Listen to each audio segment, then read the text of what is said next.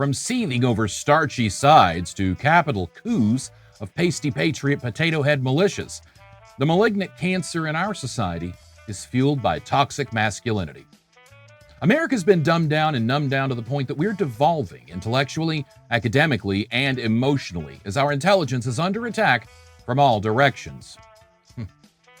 While some of our favorite escapes from reality became all too real, dissolving that crucial fourth wall, we saw our real lives played out in caricature week in and week out. America saw primetime family programming transition from evening news, late-night talk shows, and then signing off for the night to 24/7 nonstop syndicated, never-ending loot programming. Block formatted, of course, so you could get 2 whole hours of your favorite show right after school. Before long, it was the internet, social media, reality television, and the new world order of America's ethical ambiguity. Shows got more real. We were no longer going to the movie theater to see the blockbuster. The blockbuster was in our living rooms. Then, the blockbuster closed, and we redboxed until we didn't even have to do that anymore. Now it's spoon-fed en masse, like disordered consumption. We binge the poison for hours at a time and then purge all those ideas, attitudes, and punchlines out onto others, with no regard for our reality that there is no studio audience laughing with us. It's just people laughing at the person we're being so mean to. With The Office, which I've discussed previously this season, just for an example, not only was toxic masculinity on full display, but it was also normalized in the workplace, among friends, not just for entertainment purposes only. What The Office did was show the awkwardness of the other employees, but those camera glances and mid-scene confessionals were the fodder for funny. So then maybe we stopped taking those looks as seriously in our actual workplaces, since they were played for entertainment purposes only. That's one show, one of the most watched and streamed shows. Most of our entertainment since the evers, has been pointed barbs and jabs, and I'm arguing that desensitized us in our daily lives, in our families, with our friends. Our closest friends have always been the source of our scorn, haven't they? But eventually, we grow up, and we stop being so mean. Or we don't. Because we all grew up singing, "I don't want to grow up, I'm a Toys R Us kid. There's a million toys at Toys R Us that I can play with." They just left out the if your mom and dad can afford any of them part. We left behind the non-toxic healthy foods of entertainment consumption the minute we got to school age. Then it was marketing, commercialism, and keeping up with the Joneses Jr. Since then, every bit of media has been sending us mixed messages, scrambling our little brains with normalized abnormalities. This desensitization to dehumanization simply is a cultural reality. Woke culture? That's just more and more people coming to the uncomfortable, harsh realizations, the admissions we must make to ourselves if no one else. Many of us choose to make some form of amends for those actions, words, or ideas we once allowed. Some choose the blissful oblivion of a warm toilet seat in the dead of winter. How do we expect change in other people when that's who we were? I know I've changed, but do I have faith they have too? Like, my brother got away from my father and escaped that problematic perspective. I too had to leave the toxic white Southern culture and the environments and people behind. Can I be so sure any of those people have changed when they never left the toxic environment? In this episode, I'm discussing more about cancel culture and the abuse of language, labels, and names we use to bully each other for whatever superficial reason we justify more than someone else's humanity. We compromise our compassion and eliminate our empathy because it's just too damn hard to feel what we feel, much less acknowledging what they feel. How did we get here? Where so many fall off the cliff of cultism over sports teams, clothing brands, stores, restaurants, beer, even their foundational ideals. where that leads to the level of blind bully cultism and privileged oppression that breeds a cult of personality persuaded insurrection. Welcome to the podcast.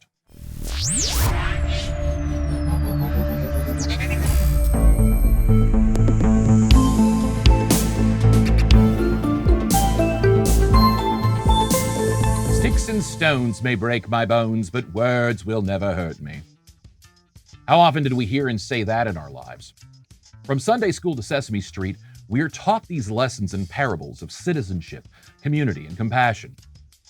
There were things ingrained into our psyches as we watched our favorite neighbor taking us for a trolley ride off to the land of make-believe, or brightly shining for the full spectrum on the reading rainbow. We kicked it with Captain Kangaroo, we were wowed with Mr. Wizard, and we couldn't get enough of H.R. Pufnstuf. These kind, gentle hosts and characters of the shows of our nostalgia seem to know how to talk to children in ways children would respond. What we didn't realize was that these hosts were chosen because they could speak that way. They were trained to communicate those ways. And there was plenty of developmental science regarding how children communicate and learn to offer a smorgasbord of programming options to serve any number of lessons. There was a time when children's programming was somewhat holy and wasn't allowed to be manipulated to sell children products through this phenomenon of pester power, where the kids are brainwashed into pestering their parents to buy the thing until the parents just finally give in and buy the thing. Ronald Reagan changed that. Republicans wanted the free market to dictate right and wrong, greater good, even if that meant your children would be bought and sold on the free market. The Generation X, give or take a few years, were raised in the full throttle throes of materialism, marketing, commercialism, and capitalism. From that point, we were baptized into a new world order of sass, sarcasm, and a sociopathic disconnect from our empathy and compassion. We were conditioned into dehumanization in America from before America was America. And since then, we've been labeling each other in some of the most harsh and critical ways. Then over the course of the late 20th century, that trend was normalized on our televisions, round the clock. Did life imitate art, or did art imitate life? It would seem the answer was clear in the 1960s, as we discussed in part 2. America was fed a 60s course meal of nothing but sugary carbs and tasty treats with little substance to wash it down. Many of the most popular shows were picturesque black and white homages to a simpler time, in the 50s, before all that civil rights hullabaloo, when America was great. I said before in this series that mine is the face of your enemy, and that makes me sick. Today, when we look at the vermin who stormed the Capitol, it's a case study of ignorance and indoctrination over years and years, generations. Cultism. It requires extensive deprogramming, which is why I say if we can't help them, get away from them. Keep your distance. They're powder kegs. For all the mixed signals some got and were able to see for what they were, many others got washed away in the runaway floodwaters of political cultism. Part of this toxic white Southern culture I've been talking about all season. Southern is a word that represents an entire geography, but this isn't Southern geography. This is Southern culture. It's don't ask too many questions, don't doubt, just believe. Not a lot of freedom of thought.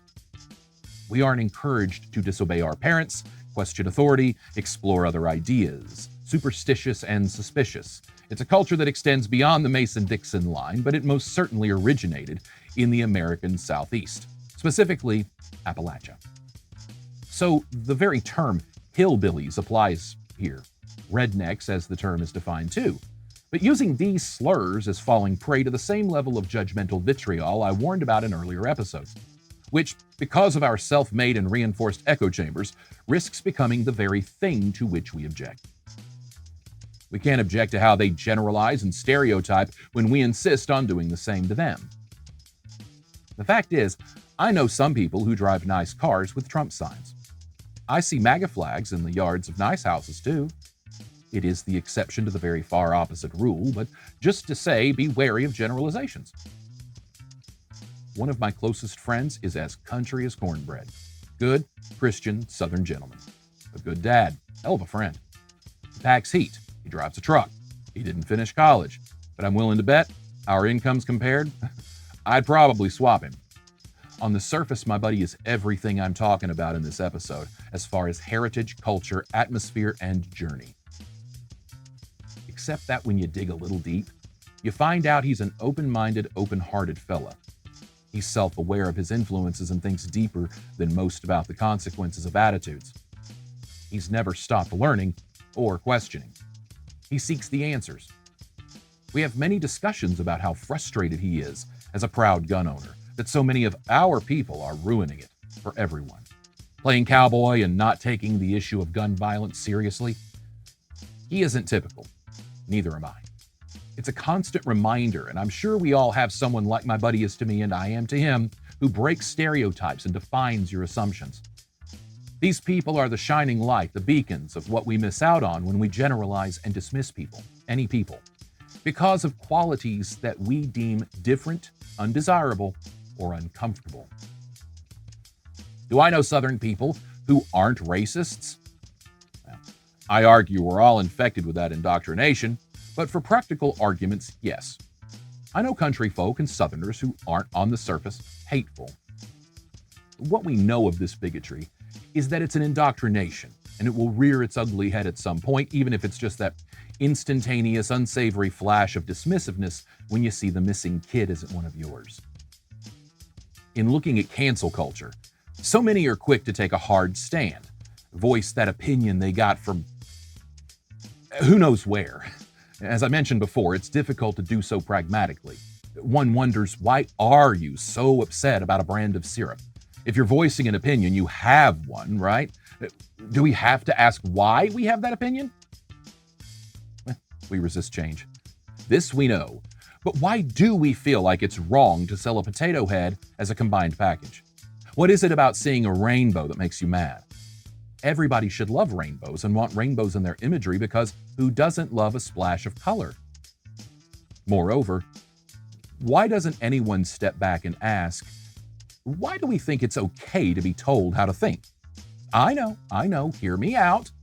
Sure, from one perspective, you're telling me how to think by just lumping it all together, maybe. But really, why is it okay for them to hand you only some of the pieces and be told you're restricted to making this kind of potato head and only that kind of potato head? Isn't that encouraging inside-the-box thinking? No questioning, no imagination, innovation, or invention? Like Legos that used to come in a big bucket now come as play sets with instructions on how to put it together. They've gone from imagination building blocks to just your own self-assembled toy. Really, isn't that child labor? I thought Woodrow Wilson outlawed that. Here's how I imagine that potato head meeting went down. It's cheaper and more streamlined packaging, branding, and marketing. As a business move, potato head makes much more sense than 3 or 4 different kinds. Plus, the added benefit of looking like you're doing the right thing. Altruistic or PR ploy, increasing the loyalty of your brand is never a bad idea. Doing so through social change can be an added bonus, even more if it is altruistic. Like a beer brand riding the Pride Month bandwagon or being banned. Some people are taking it like we're encouraging cross-dressing or trans potatoes, like drinking that beer will make you like a dude. I don't know, man, but this is why I don't read comment sections of my local TV station social media anymore. For others, it's further threatening what they perceive as an attack on masculinity, without recognizing that our very perception of masculinity is toxic in and of itself. Many people who grew up on John Wayne, Clint Eastwood, and Porky's are really pissed that we must all of a sudden change everything about the way we think, talk, and act. Fuck your feelings, snowflake sensitivity, pansy-ass libs, and everything else you've heard them call us, because we recognize the damage done by insisting that you aren't a man if you don't have hair on your chest. Because if you can't do this, you ain't a man. And part of being a man is trophies, animals, Achievements, bragging rights, women, locker room talk, grab her by the... Own the libs, after all. Why are some people so obsessed with owning other human beings? What kind of person? ... We don't want to have that conversation because that conversation opens up some doors we don't want to go through just yet. Because then we have to admit that, yes, a man approaching a woman in the workplace is wrong, but that man was also likely raised in a culture where the pursuit was rewarded more than the person, when connecting mattered more than the connection. We weren't shown how to exist after the chase. The guy got the girl, they kissed, killed the lights, knock over a lamp, fade to credits. We didn't get to see what happened next. There was no next morning, and if it was sneak off while she's asleep. Even the Andy Griffith Show, one of the most beloved and heartwarming, charming shows in the history of television, was as much about Andy and Barney chasing tail than it was about anything else. We mock Ernest T. Bass, but boy, old Goober and Barney could be downright creepy. And I love Andy, but we all know what we think of the guy who pulls the guitar out on the porch. We're jealous because we can't play. So we hate him because he has talent and took the time to learn something, so he's the problem. The issue with masculinity is that it borders on toxic, even in simple existence. I grew up never feeling like I belonged because of these attitudes. I wasn't manly, at least I never felt it. In fact, the closest I felt to manly was one end of the spectrum to the next. Violence, or when a female was involved. Sex, but closed off emotionally. Strong, silent type, tall, dark sense of humor, and handsome. While the negative assumptions are difficult to swallow, the cliches are also traumatic. For girls, you're either Cinderella or you're one of the ugly stepsisters. For boys, you're either Batman or Robin, if you're lucky. That actually applies because the ugly girls have crappy lives and the boy wonder gets promoted to his own superhero. It's sad when a metaphor works out like that. Toxic masculinity is a subject I'd like to explore a lot more because I know some men who have very unique perspectives on the topic. But for the sake of how it applies here, I believe this to be one of the areas where cancel culture is going to hit the hardest.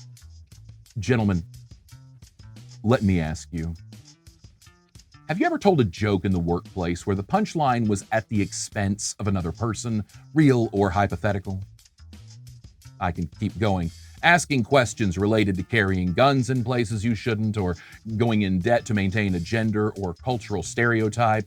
I could ask questions about private conversations and whether you've ever joked about children or animals in a sexual nature. I could ask about racist or bigoted remarks or jokes.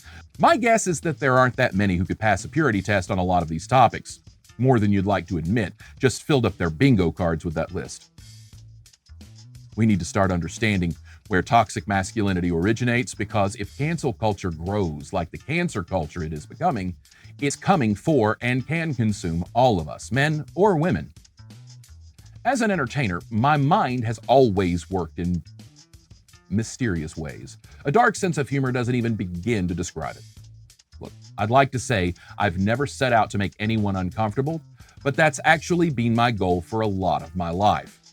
Part of my anxiety is making everyone else around me more uncomfortable than they've made me in that moment.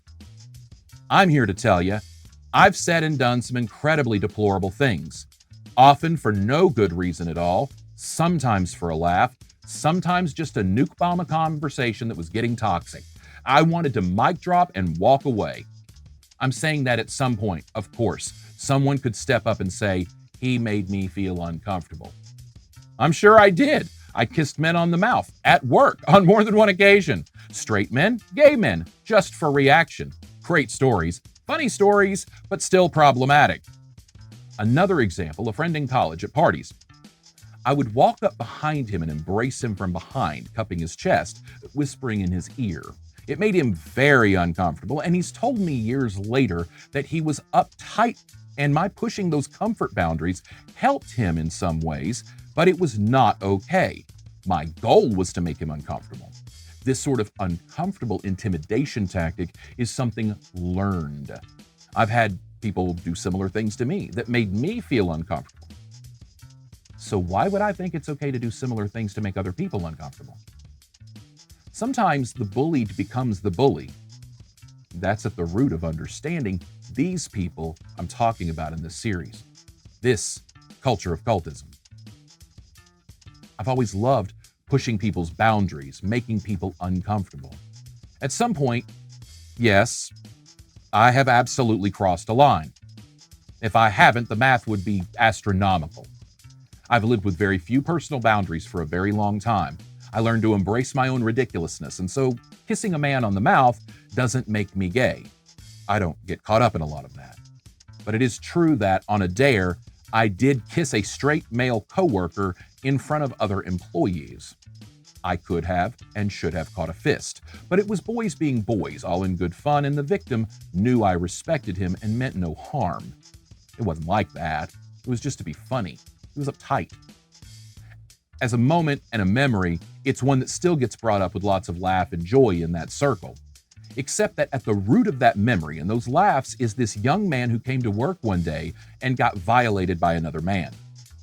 That's a perspective of a prank that's hard to swallow. This is something he and I have talked about a lot because we're friends. But my overthinking nature helps to understand another side of this. Now, I can say that I never intended on making someone feel uncomfortable in a bullying or manipulative way. Mine has always been to push people's comfort boundaries, to encourage them to think more openly, not to intimidate. Intent? I just can't say that it's in me to use that to get something other than a reaction. If it was, I would have exploited countless people by now and be Joel Osteen level rich. I'm not sure there's a difference in the line of intent, but I think someone cornering a coworker and whispering unwanted advances to them with implications on their employment plays differently than telling a tasteless joke in an already tasteless, unprofessional environment. No excuses. No reasons. Let me explain. I've worked for toxic people my whole life. Poor representations of what a professional, a man, or a fill-in-the-blank should be.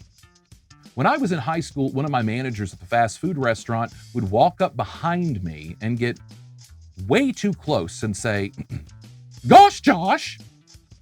He pushed my boundaries. It resulted in a very uncomfortable fight or flight response and reinforced some negative feelings I had toward certain people toward whom I might have shared some similar feelings, but just not him. I couldn't quit. I couldn't fight back. I didn't feel like I could say anything. But he was clearly coming on to me. He invited me to a party, back to his place, some people and drinking. I was underage. I didn't go. I learned after that there were drugs, and it was exactly what I thought it was. I didn't report it or anything. I just didn't go. Another job, one of my bosses had a nervous tic where he would touch his genitals constantly, like aggressively scratching himself down there.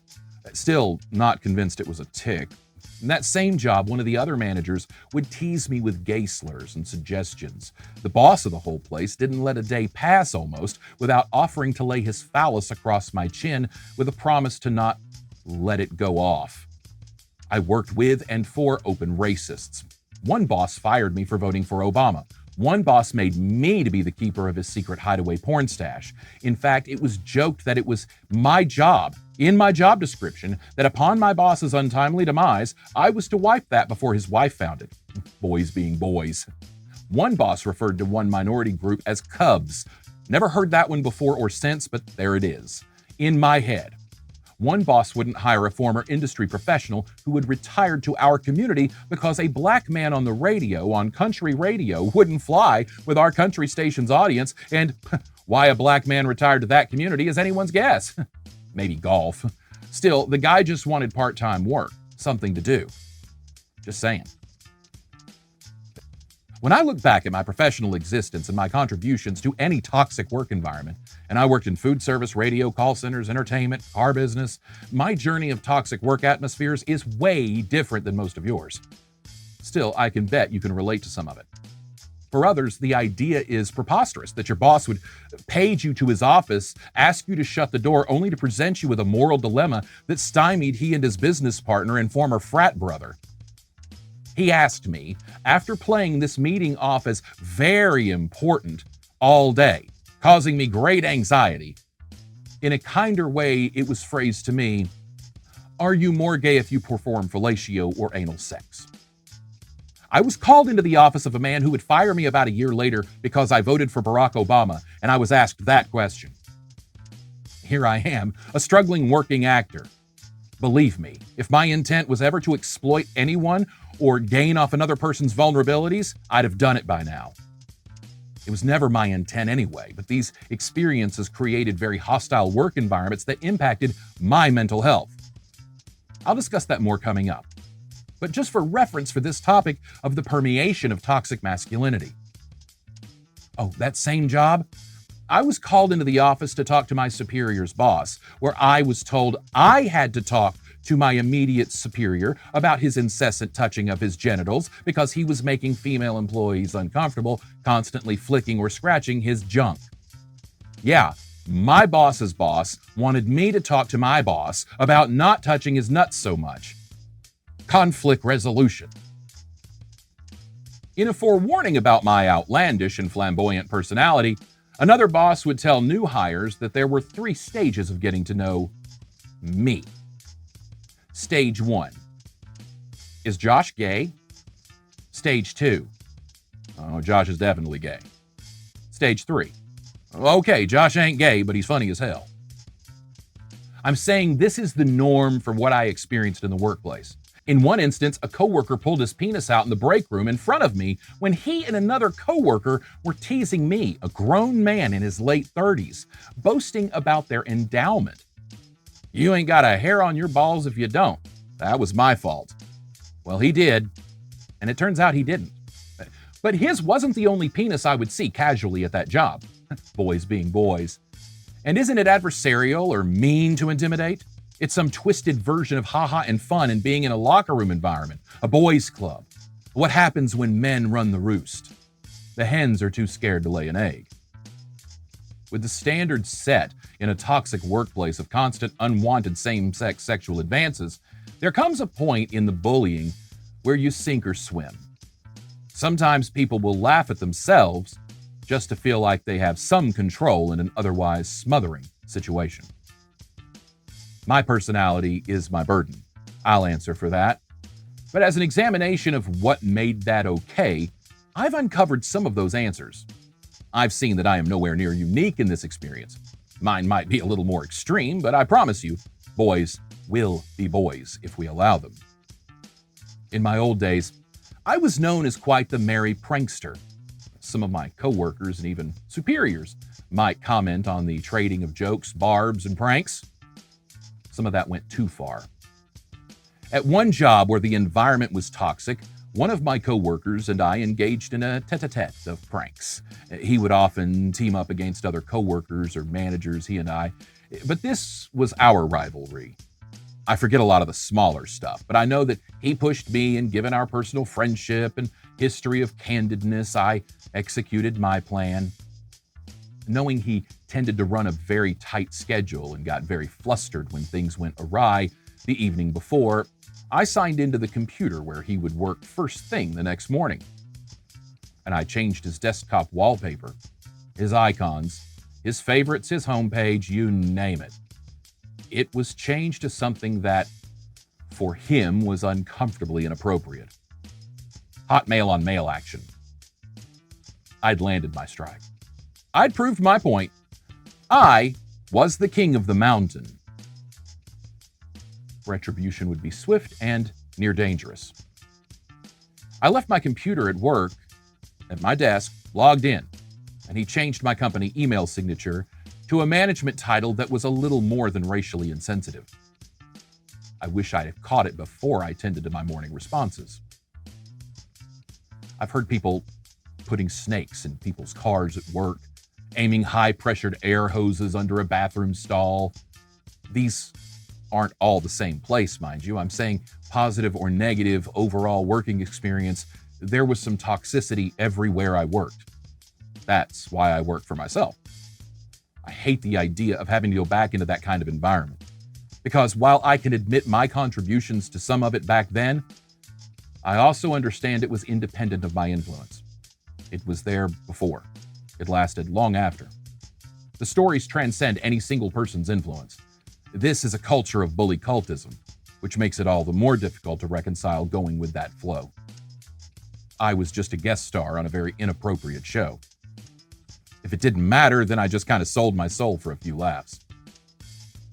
Funny. I thought it would cost more. Now, fast forward. Remember I told you I got fired for voting for Obama? That's partly true. As I said, I'm sure there was more to it. I turned down a relocation disguised as a promotion. It was during the recession, and I think it was a way to get me off the books at that company and that location, but keep me with the company and employed. When it came to scaling back and laying off people, I wasn't quiet about those decisions. I was fighting for us to be left with the strongest team.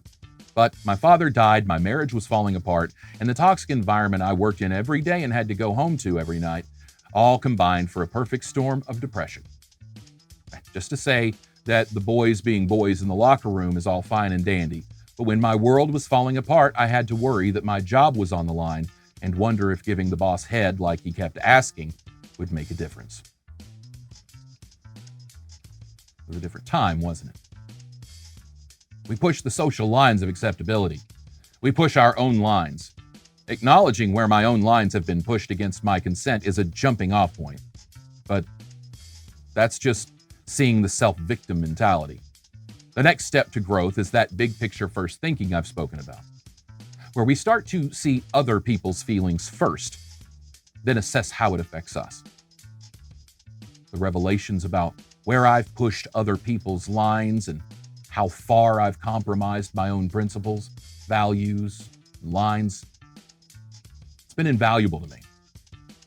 I'm remorseful for some of the things I've said, jokes I've told, attitudes I once thought were valid or justified. I'm ashamed I went for the low-hanging fruit sometimes, aiming at the lowest common intellectual denominator of an audience.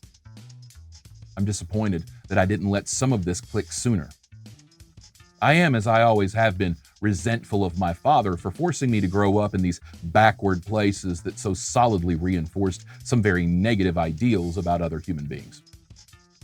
I'm resentful and hurt that part of my legacy will be the legacy my dad left me, which is one of doubt and questioning who he really was in his heart, and what side of history he would stand on had he lived to see America's first black president. I suppose what I'm left with is a legacy of abuse. It isn't my dad's fault, my old boss's fault, or TV's fault. It isn't even Reagan's fault. Sure, they all share a little blame and guilt in their roles and contributions, but this is a much deeper-rooted issue that goes beyond just my experience. This is the culture of cultism I'm deconstructing. Toxic masculinity. Toxic white Southern culture.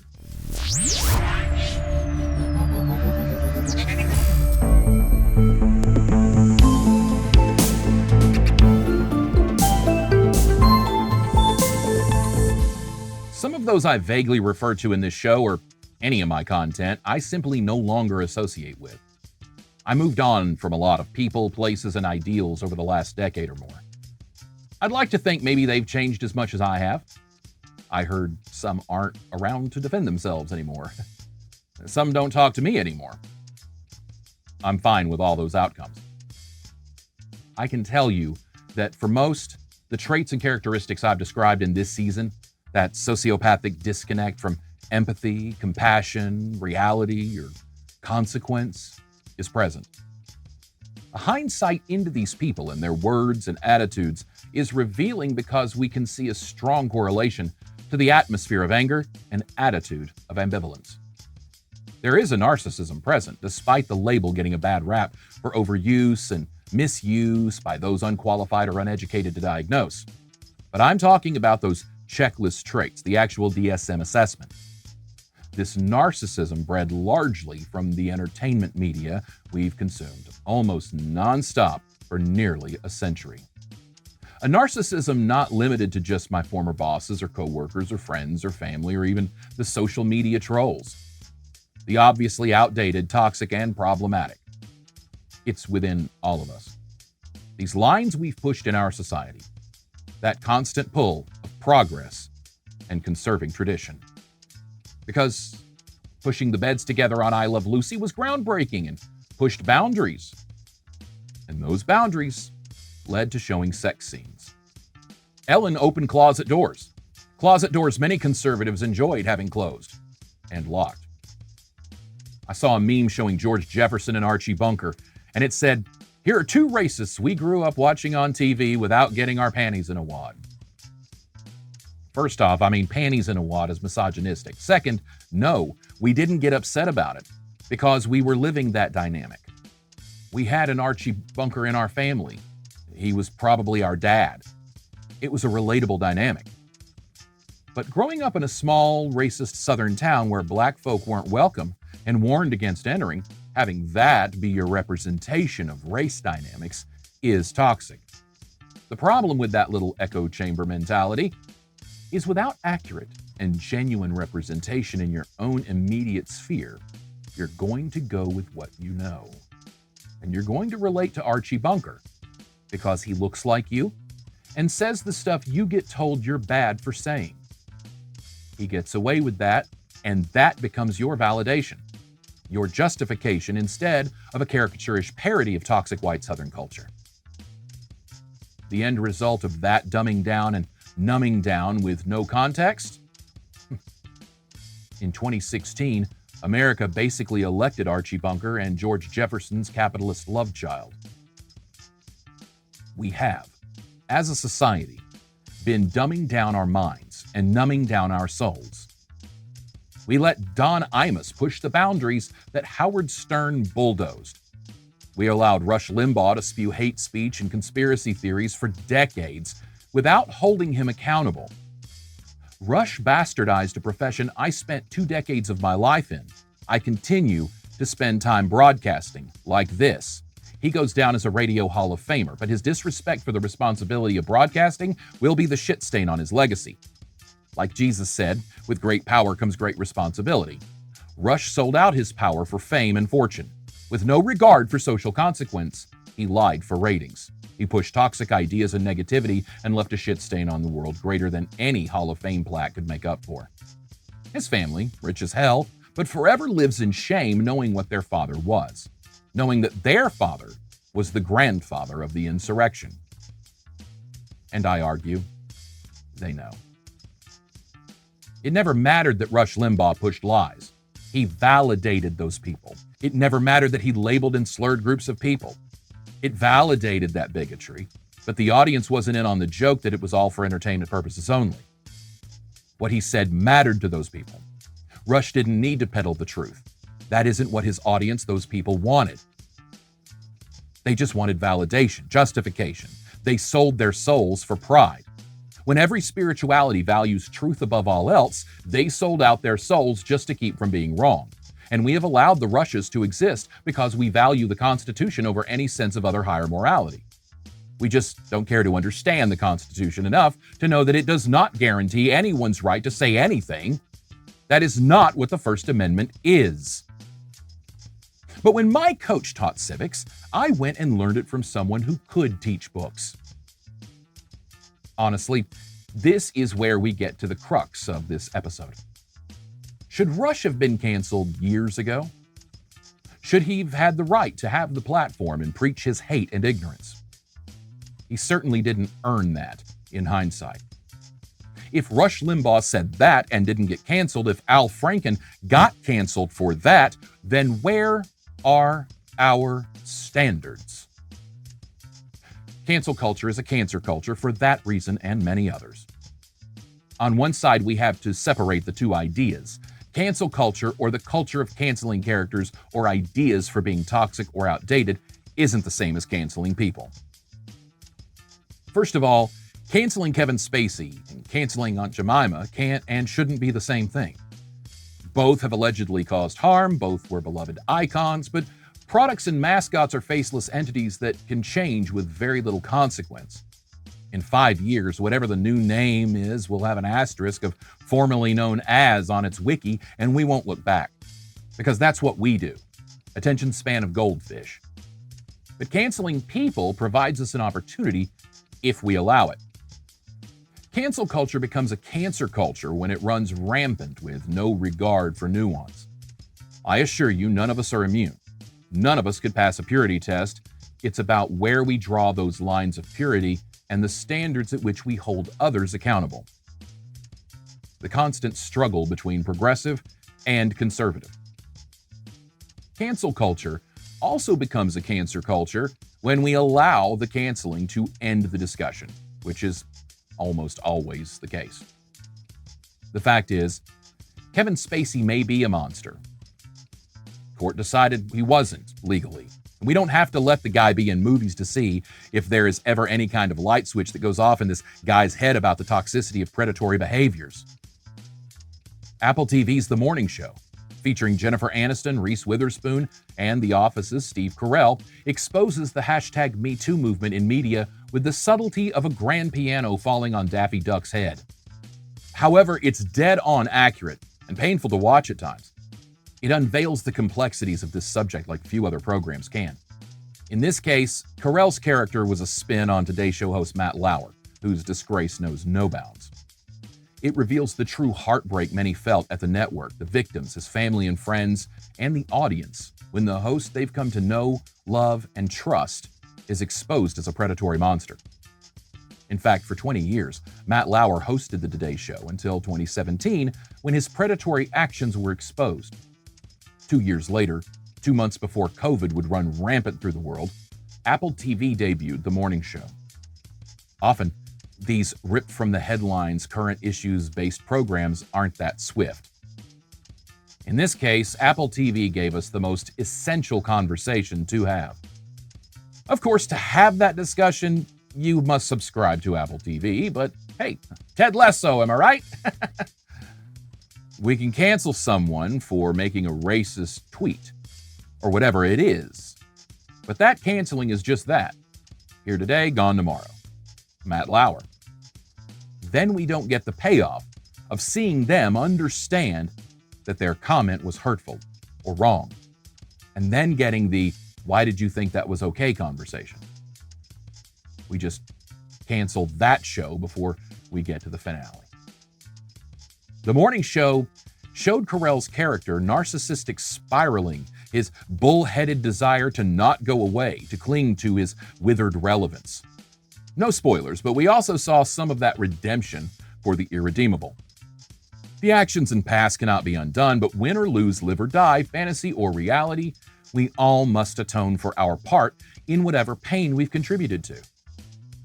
Cancel culture, the rush to just dismiss the uncomfortable bad thing and make way for good, takes away these valuable conversations.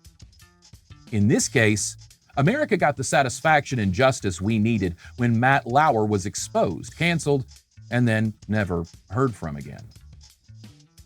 The Morning Show was an opportunity for some uncomfortable healing, something entertainment media should offer. Don't you think?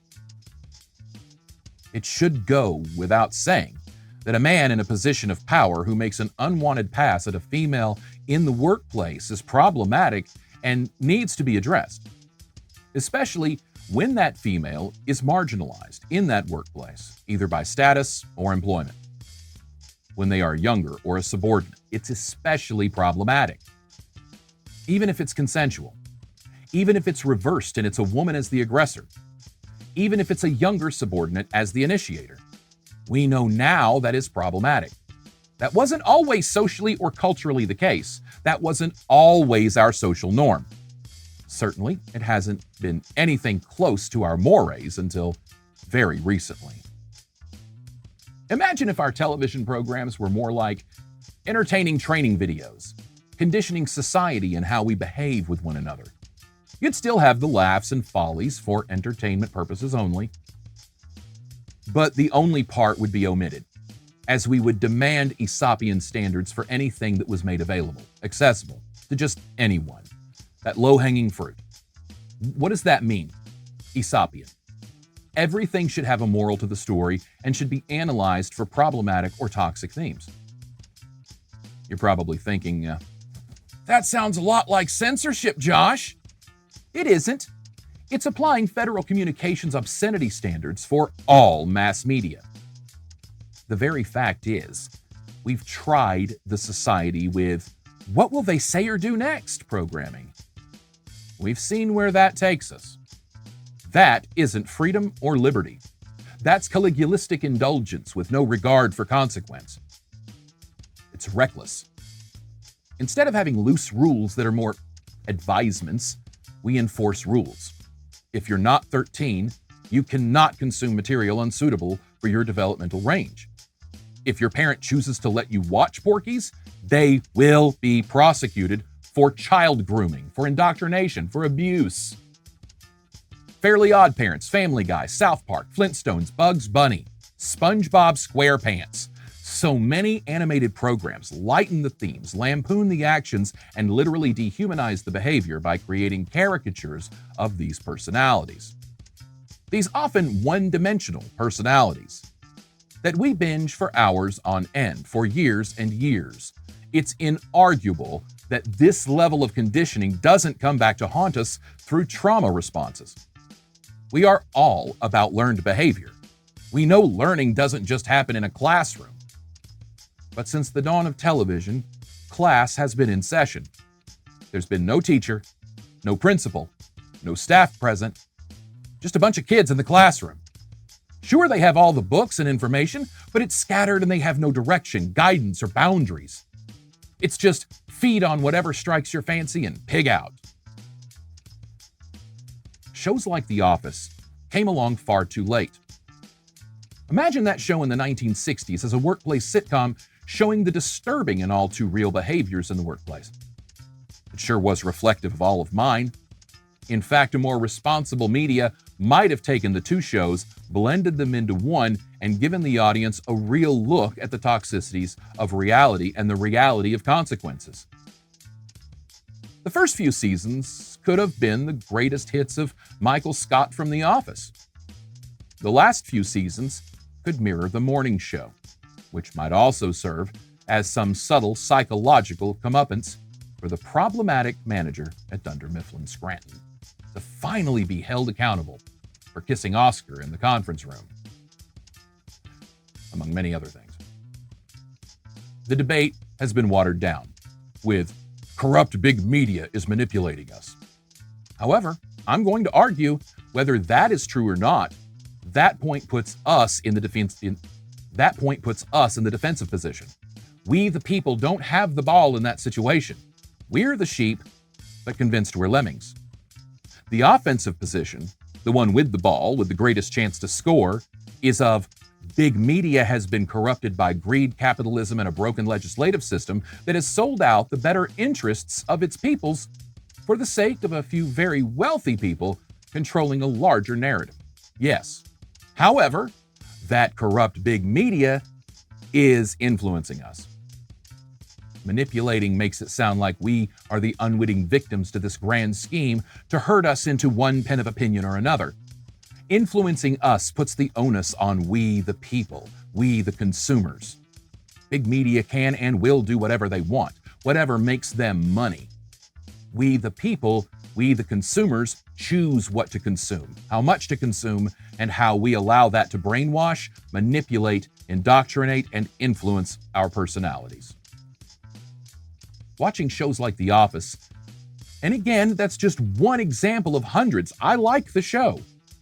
How does one believe a workplace actually runs? There's no disclaimer of don't try this at home, like the WWE has to run before programming, because dumbass kids will build a mattress ring in their basements and powerbomb their buddies. Imagine if sitcoms took a similar responsibility. We might know these things were truly wrong, inappropriate, and harmful if swallowed. That isn't an excuse for current behavior any more than it is past behavior. It's an explanation for past behavior and the reinforcement of the inexcusability of toxic and problematic current behavior. The phrase, "it's fill in the blank year already," because I have a feeling this will apply for as long as you're able to watch this. The actions are predatory, not the person, group, age, gender, or anything else. Yes, all those other aspects can have a place in the issue, but separate from that is the deliberate trauma-induced actions of someone traumatizing another person. And we need to separate that in the workplace. Everywhere.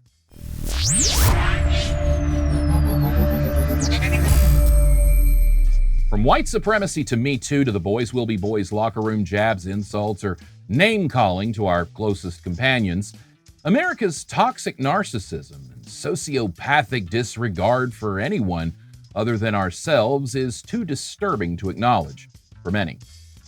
Let's also address, genuinely and honestly, what truly set the stage for the sort of behavior I'm talking about. It can be hurtful. It can be predatory. And not just in a sexual sense. In the sense that as traumatized, damaged people, we are hunting prey to attack and make us feel, well, whatever it is we need to feel to forget whatever it is. It's all psychological trauma, unresolved, tucked away in the darkest recesses of our minds. I'm not making any excuses for predatory behavior. I'm saying that we owe it to ourselves to explore every perspective on an issue, especially our own. On the issue with inappropriate workplace behavior and toxic masculinity as an acceptable normalized abnormality, times they did a change. For me, tracing back my own story, I can easily see why I felt it was okay to change my coworkers' computer settings to gay porn. That's toxic and unhealthy in the workplace anywhere. Problematic on so many levels. Not because it isn't funny.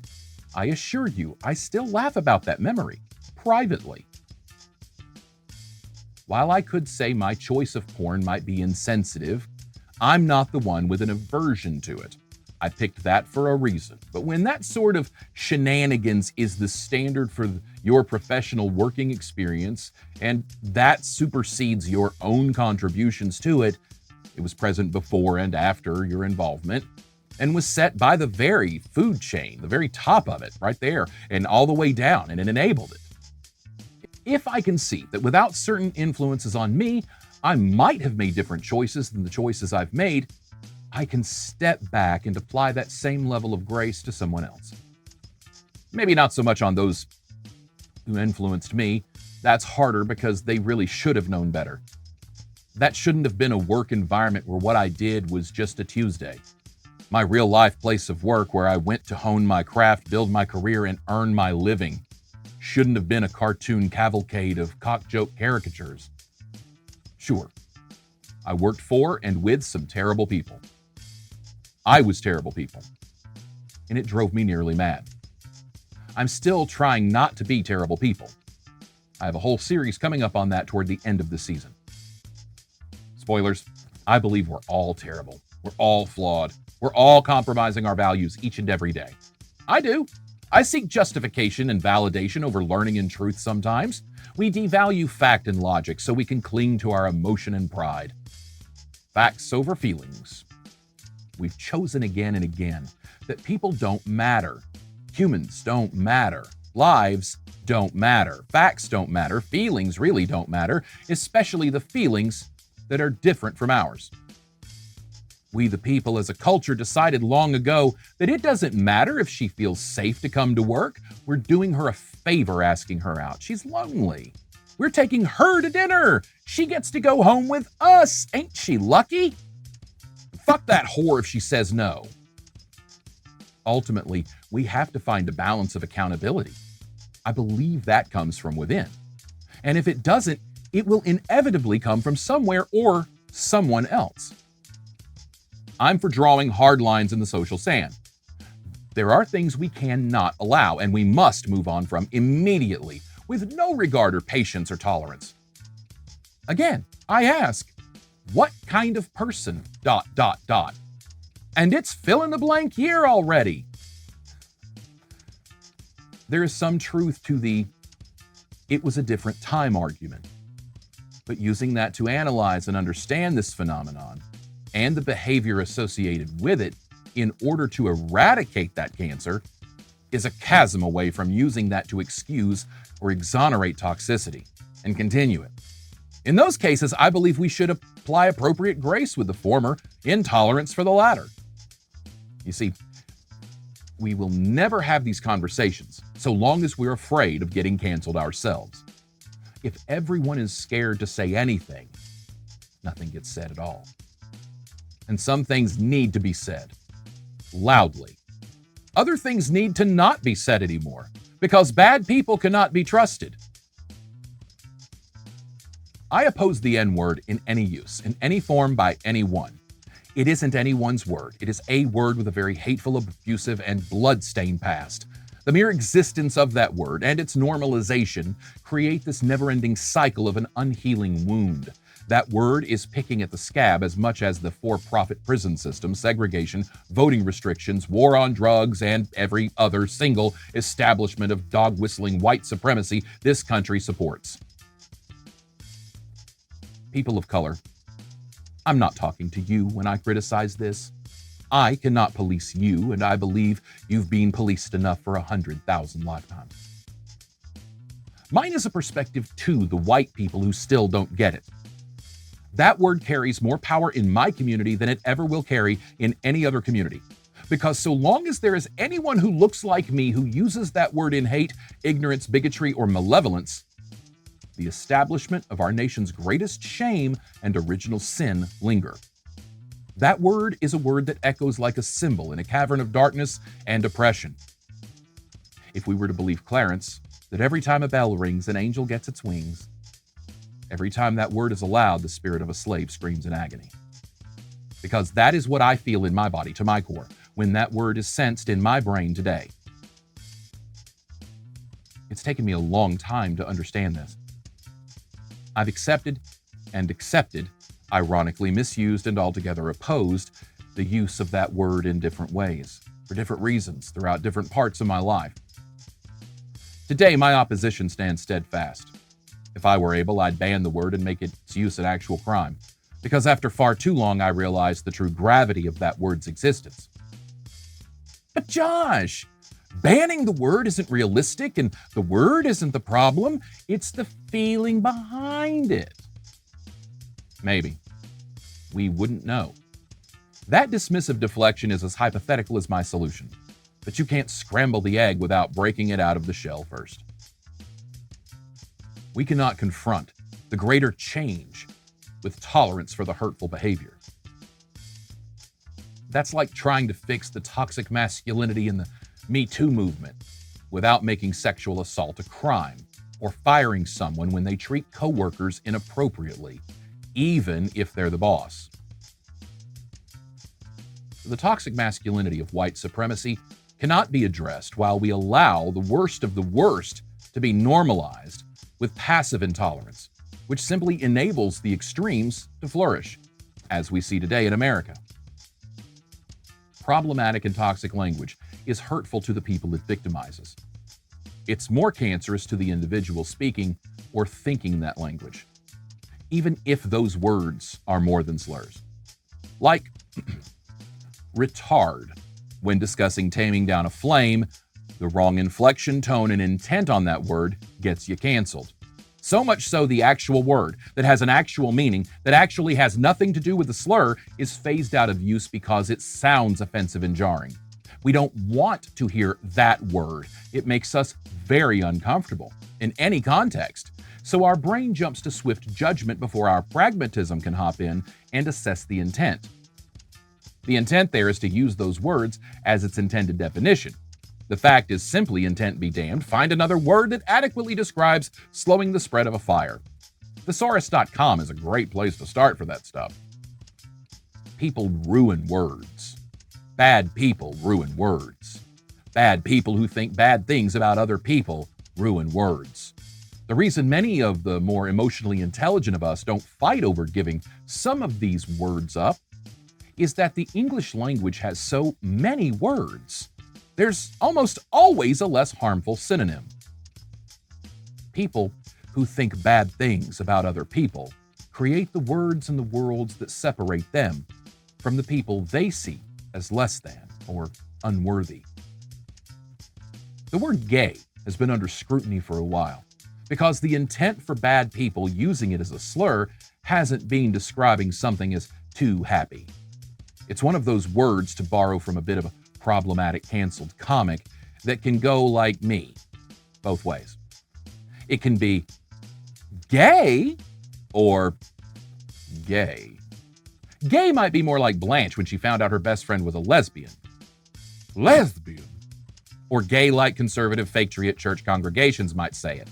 Or just homosexual. However, gay has been taken even further from the actual word to describe a group, to a slur, down to being used as a denigrating term to suggest something is lame, something sucks, something isn't cool.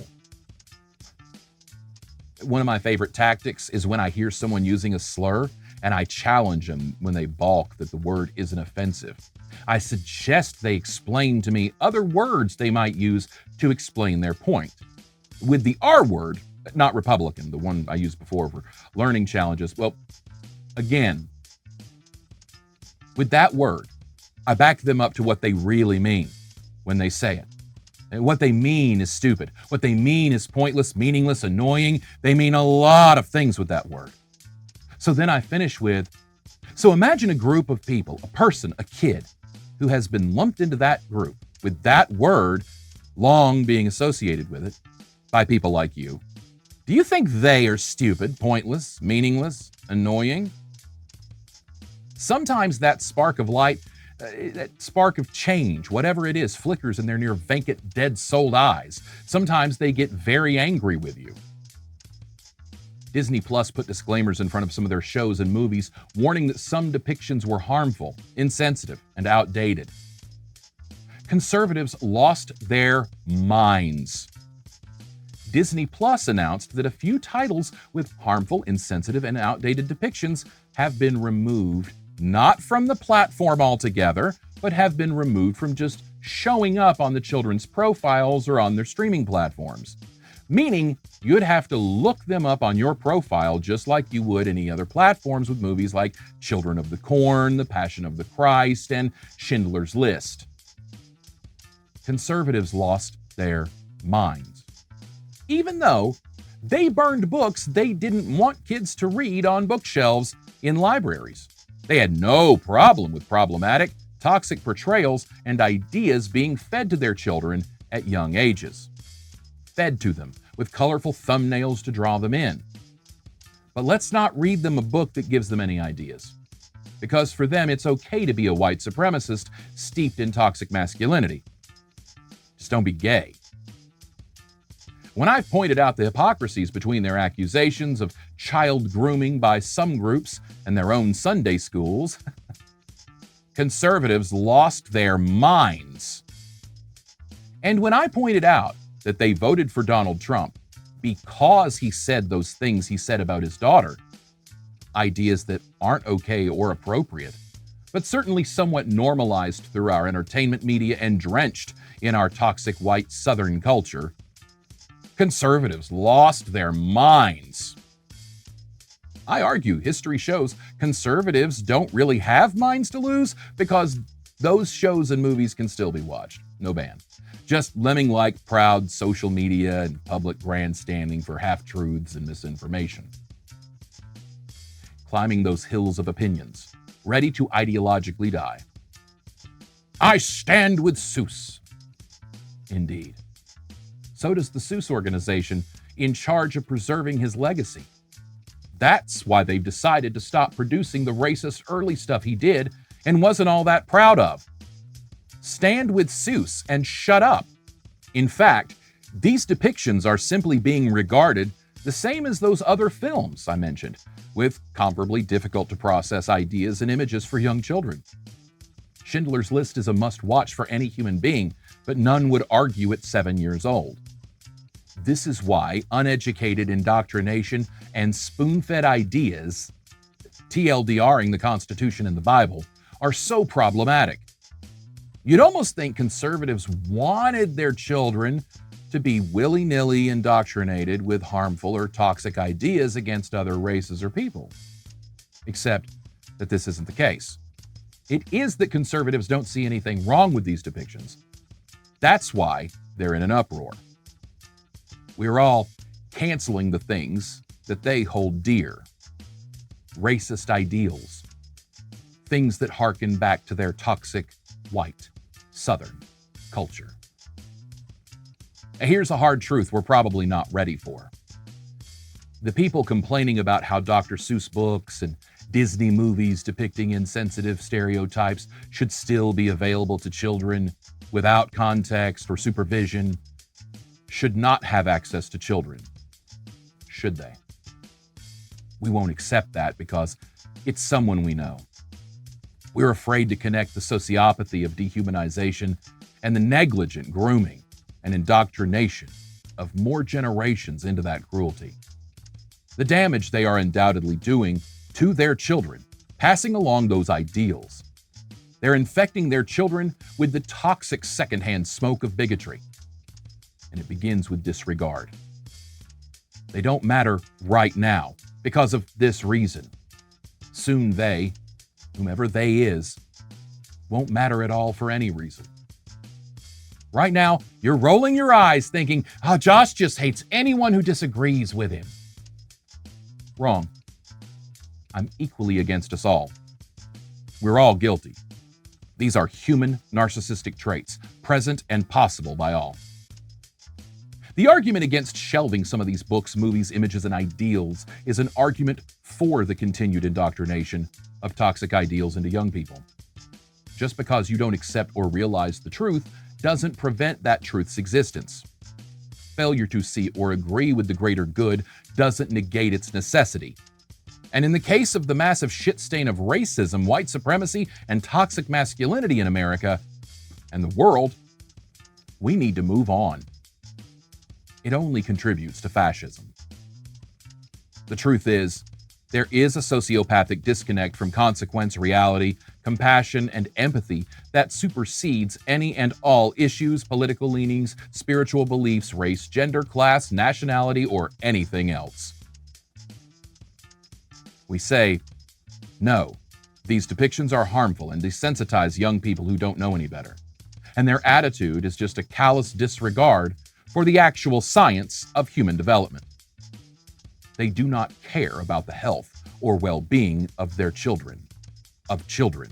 Plain and simple.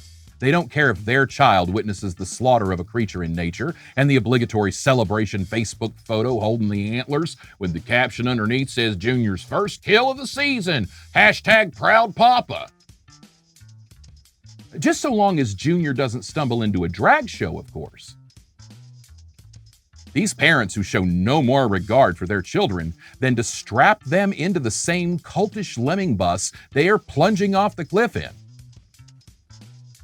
It's inarguable that if we knew someone was cooking meth in their home with their children there, we would feel compelled, obligated to report it or intervene for the safety of the child.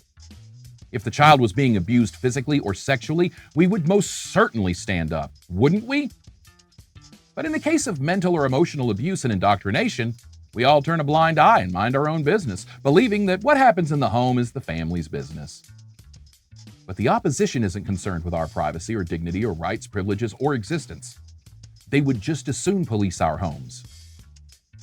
We look the other way, because everyone has the right to raise their children how they see fit, even if that way is uneducated, unprepared, and mentally unfit.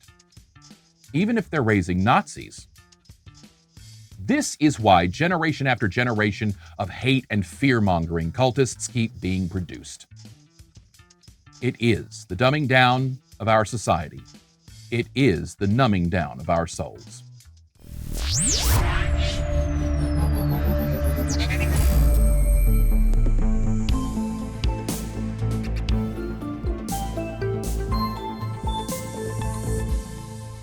Coming up, an episode called Lost in Textlation, where I explore the different ways we communicate in the modern era. From dating websites to social media feeds, from the comments section to just texting, I'm exploring our shorthand, our hieroglyphics, and the many ways we communicate today. The slang we use, the slurs we choose, and the different ways, well, the people hundreds of years from now who explore our history will know to define us, to interpret us, to translate us. How we communicate says everything about us, everything about our relationships, everything about our civilization. Some people may be a little loose with their grammar. Some people get bristly when you use the word proper grammar. In the next episode, we're all getting lost in textlation as we uncover the things that are not so ROFML worthy. I'll be RB. I'll have to check that out. We're going to be talking about social media. We're going to be talking about media. We're talking about communication, how men are from one planet, women are from another planet, and how we just can't get along. As I'm deconstructing a culture of cultism.